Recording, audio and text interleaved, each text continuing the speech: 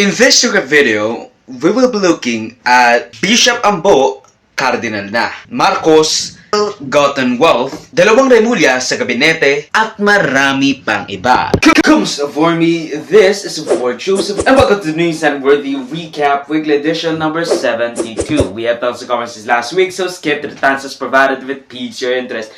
Here are some pages commentary for your convenience. Bishop Ambo, Cardinal na. Our very own Kangkalu Bishop, Bishop Pablo Ambo Virgilio David, ay ginawa ng Cardinal ni Pope Francis matapos ang surely ilang buwang vetting process with a papal nuncio to the Philippines.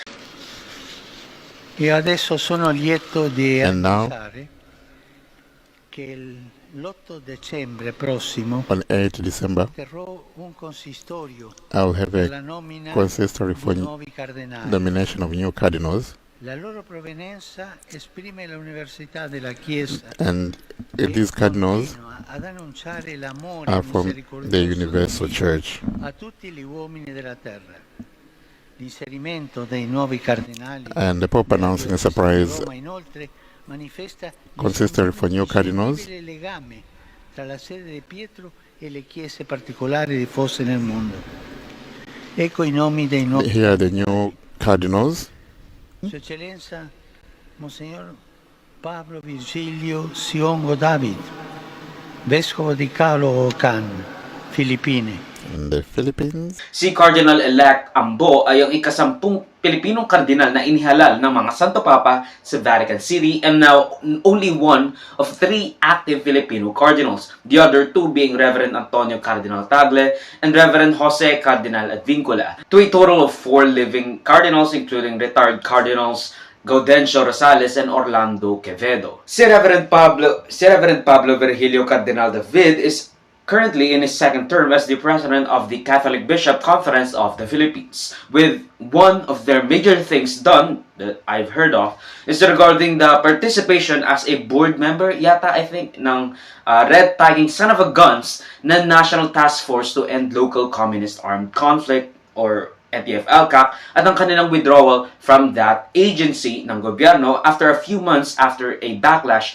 na nangyari from the public at disastrous PR na it incurred dahil sa kanilang pakikipagtulungan with the unpopular agency that is the NTF-ELCAC. What the frick is wrong with my hair? We said. It is said that the Catholic Church hears at people and that majority of the Filipino populace are against the Church having any ties with the NTF-ELCAC that trampled on human rights, freedom of expression, association, and assembly. That there are fears that the Catholic Church may be used once again to trample on the aforementioned rights. Now, what does being a cardinal even mean, right? I mean, it might lead you to believe that cardinals are the bosses of the archbishops. Kasi ganito yun, di ba? Or parish priest, and then bishop, then archbishop. Tapos iisipin natin, cardinal, and then the pope.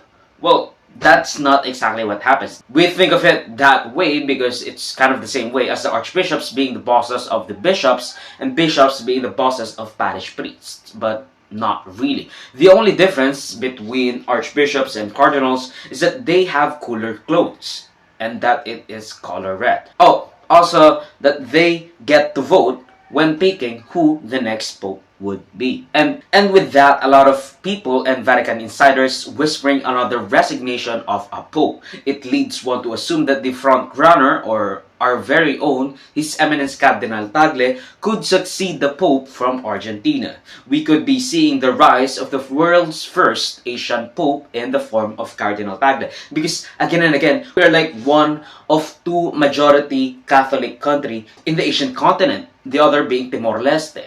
And we have this outsized power that we could enforce upon the Catholic Church because again, so it is only kind of necessary that we have the representation sa ating mga cardinal to, be present, or our presence be an ever omniscient, omnipresent thing dahil nga, again, we have like 80 million or 80 to 90 million na Katoliko sa Pilipinas. So it is a surprise for sure, but a welcome one. So we're entering into the 2nd session of the Synod, and this is our way of helping out in the invitation of Pope Francis to propel the Church and mission. To stop being too self-referential, and being concerned only about churchy issues, especially for us who are coming from the Southern Hemisphere or the so-called global South. For example, in Asia, even if the Philippines is majority Catholic, majority Christian, you know that in the rest of Asia, Christianity is a tiny, tiny minority.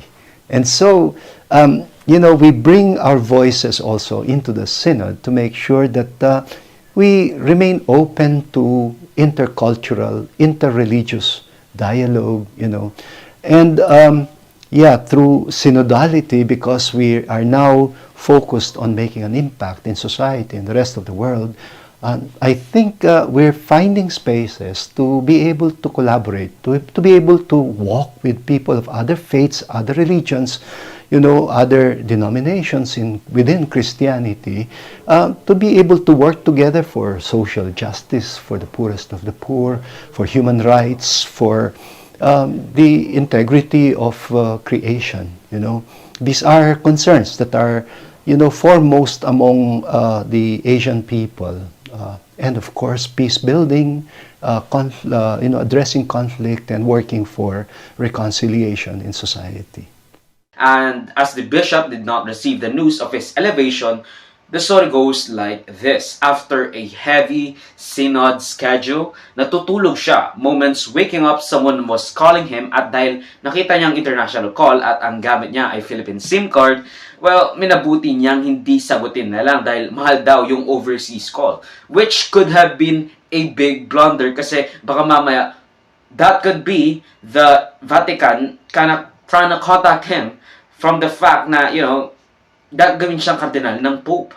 That he was a cardinal until someone congratulated him. And even then, he hypothesized that the call could have been from the Vatican trying to reach him to inform him of his elevation in hindsight. Pero nang nakita niya sa WhatsApp ang congratulatory message ng isang reverend from the Philippines, na-shock siya at tinanong kung nagjo-joke ka ba? Bakit ka gagawing cardinal? He was only satisfied when he was sent the video of the papal announcement of the 21 new cardinals. So that's kind of a funny story. I mean, nakikita natin yung pagkatipid ni Bishop Ambo na ayaw niyang sagutin yung international call na yun kasi gamit niya Philippine SIM card. I mean, sayang yung data roaming, sayang yung charges na makukuha niya. So he just did not answer the phone.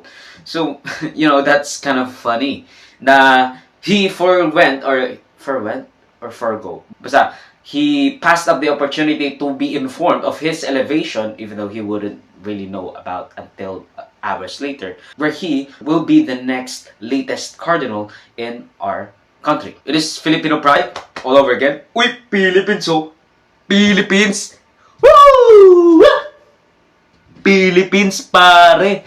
Naku, may cardinal na naman tayo. Ilan na bang cardinal natin? As I said, like 10. Pero, I didn't really research much to this video. I just went to Cardinal Pablo Virgilio David's Facebook post to get some of the things that could be relevant to the news. So, there's that. Ill-gotten wealth ng mga Marcos, dinismiss na. Sandigan Bayan, isang espesyal na korte para sa mga civil cases involving graft at corrupt practices and other offenses na ginawa ng mga empleyado ng pamahalaan o elected officials. So now that you have the background of what this Sandigan Bayan is, kind of like sandigan siya ng bayan, especially when the officers that were sworn to protect their interests ay working against the people. Binasura ng Sandigan Bayan ang kasong ipinatang sa mga Marcos ng mahigit 276 million na ill-gotten wealth forfeiture case laban kay dating presidente at diktador Ferdinand Marcos Sr., former First Lady Imelda Marcos, at their alleged crony Roman Cruz dahil sa di umano'y inordinate delay.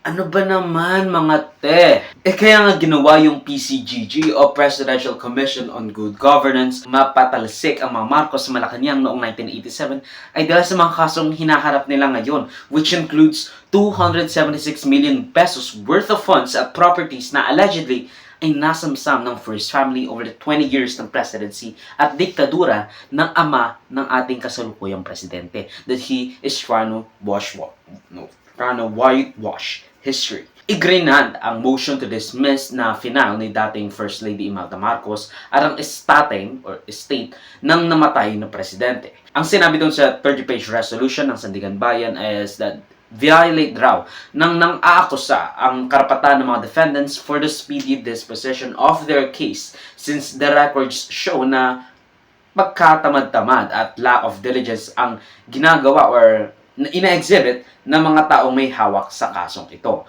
They're citing a constitutional right of a defendant to a speedy disposition ng kanilang kaso, which was why they resolved into dismissing the case altogether. Kasi napakabagal nyo, tapos hindi naman kayo nag-exhibit ng kind of enthusiasm to actually push through this litigation. Diba? Kaya, fuck it. I will invoke their right to a speedy disposition kasi 37 years na. Hindi rin daw kinwestiyon at nag-file ng opposition ng mga defendants na i-dismiss ang kaso, which led to the court to believe na they don't really care. I mean, that, hindi na nila magagawa or they don't have a case anymore kasi hindi sila nag-counter affidavit or counter file ng motion to dismiss, the motion to dismissal na i-final ni dating First Lady Imelda Marcos. Na they don't really care kung ma-dismiss dahil hindi naman nila nilabanan ang motion to dismiss the case ni dating First Lady Imelda Marcos. Wow! 37 years na ang kasong ito pero hirap at parang nawalan na nga ng gana ang PCGG para ituloy at i-pursue itong case na to. What could be the reason of this? And if so, kung madidismiss ang isang kasong ganito kalaki dahil hindi binilisan ng plaintiff ang pag-prosecute at paghahanap ng ebidensya, paano naman ang ating mga persons deprived of liberty o PDLs? Yung mga ilang taon nang nakakulong ngunit hindi nakikita ang korte, ang mahusgahan behind the judiciary. Should we also dismiss their case? Kasi if we all think about it, I mean, sure, 37 years is a long-ass time. Pero proportionally, madalas sa mga kasong ipinapataw sa ating mga PDL, proportionally, is lighter than the 276 million ill-gotten wealth case over 37 years. Tapos meron pang 50 billion case for moral damages, tapos 1 billion for extra stuff that I do not know just yet. Wala nga tayong maayos na facilities for these PDLs at prisoners. Overcrowded ang ating mga selda. Nagiging pugad ng mga illegal na aktibidades dahil tinatrato ang ating mga PDL at preso as animals. Imbes na ituring natin silang person in trouble with the law, itinuturing natin silang subhuman with the conditions that we left them or that we leave them at. Kahit yung mga hindi naman violent offenders, natututong maging violente dahil ganoon ang nagiging kalakaran at they won't survive if, they don't turn a new leaf and be violent to match the energy or for lack of a better term, yeah. Imbes na rehabilitation ang ginagawa sa mga may minor offenses tulad ng paggamit ng droga, like the use of marijuana without killing or abusing anybody but themselves in the first place nga, hindi nga naman talaga dapat na kinukulong yung mga nagme-Mary Jane. Since the dawn of man, we are in a vengeful society. Paulit-ulit nating binibring up yung pagbalik ng death penalty sa ating bansa. And I'm very sure na I've already covered that before in my Thoughts Law series. Pero whatever. I mean, I don't object to the concept of a death penalty. Pero we have to first fix the judicial system that we currently have. And that only the gravest of people that commits mass atrocity or, treason be even considered to be in the death row. Ikinatuwa ni Presidential Sister Amy Marcos ang pagka-dismiss ng kaso ng kanyang mga magulang dahil nga it has been looming on them, looming over their head for quite a while. And meron pong desisyon ng Sandigan Bayan na dinidismiss yung mga ill-gotten wealth laban sa inyong ama at ina. Ano pong masasabi nyo rito? Well, nagpapasalamat kami na sa wakas, matapos ang 38 years, na hatulan na ito at naipakita na talagang walang ebidensya itong mga sinasabi nila. So, maligaya naman ako kahit napakatagal. Maraming pa hubang kayong inaasahan na manidismiss na kaso? Dahil ang alam ko... Sa totoo lang, Actually, nabasa ko lang sa dyaryo dahil ang totoo, hindi ako masyadong involved dyan. At saka sa haba ng panahon, tinamad na akong mag-follow up yung mga abogado na ang nakakaalam. Ito pa ang pangit na image na mapipinta sa aftermath ng kontrobersyang ito.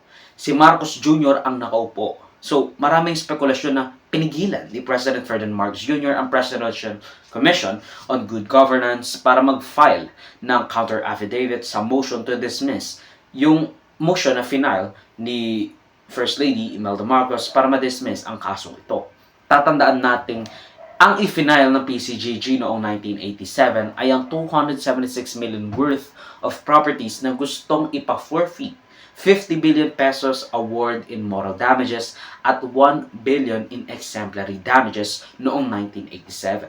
Matatandaan din natin na last year alone, i-dismiss din ang kaso that stemmed for alleged reversion, reconveyance, and accounting against Marcos Sr. at pag-recover ng mga asset at properties na allegedly owned by Marcos Sr.'s dummies dahil kulang raw ang ebidensya. So, parang ang bilis ng, parang bumilis or nag-accelerate yung pag-dismiss sa mga kaso na kinakaharap ng Marcos family dahil, whoever was in the position or whoever is in the position in power. Here are some more page news for your convenience. Jonvic Remulla, DILG Secretary na. Nagbitiw sa kanyang pwesto si Cavite Governor Jonvic Remulla para magsilbi sa administrasyon ng ating Pangulong Marcos Jr. bilang kalihim ng Department of Interior and Local Government na namamahala sa mga local government matters tulad ng pulisya at koordinasyon ng mga lokal na pamahalaan sa buong bansa. Nabakante ang posisyon ng DILG Secretary or ng DILG Secretaryship dahil sa pagtakbo ng nakaraang leader nito na si former Secretary at Senatorial Aspirant Benher Abalos na tumatakbo under the administration's senatorial slate. He joins his brother, Secretary of Justice, Secretary Jose Crispin Remulla, sa long lines of cabinet members who are much like their executive officers are from either a political dynasty, incredibly rich, did something for him in the campaign, or will do something for him once they got appointed, or a combination of all of those. That's kind of fishy, but Marcos pumuntang Laos. Umalis ng bansa ang ating Pangulong Ferdinand Marcos Jr. para dumalo sa 44th at 45th ASEAN Summits sa bansang Laos, or Lao, yeah, it's Lao, but I kinda like Marcos Laos. Ilan sa kanyang mga tatalakayan ay ang posisyon ng Pilipinas sa global stage at geopolitical issues, particularly the People's Republic of China at Republic of China's tense relationships and us being stuck between a rock and a hard place in the West Philippine Sea invasion na ginagawa ng PRC. Nilipfrog at ininja ni President Ferdinand Marcos Jr. si Vice President Sara Duterte that, automatically usually becomes the government's caretakers as a sort of officer in charge habang wala si Presidente Marcos. Ang iniwan niyang mga tagapangalaga ng bayan habang wala siya ay si, again, Justice Secretary Jesus Crispin Remulla and Agrarian Reform Secretary Conrado Estrella. Hindi niya na pinagkakatiwalaan si VP Sara Duterte to carry out the government's or the COO of the country. He doesn't entrust VP Sara Duterte to be the COO of the country. At yan ang pagtatapos ng News Worthy Recap Weekly Edition for roughly the second week of October 2024. Mag-suggest more topics, send our corrections to balita if you feel I mispresented them in any way. Salamat sa panonood mga kabayang for me, like, subscribe, and follow my links in socials and for Joseph that would be linked down below. So susunod muli, of course, paalam mo kaya I'm freaking tired, dude. So just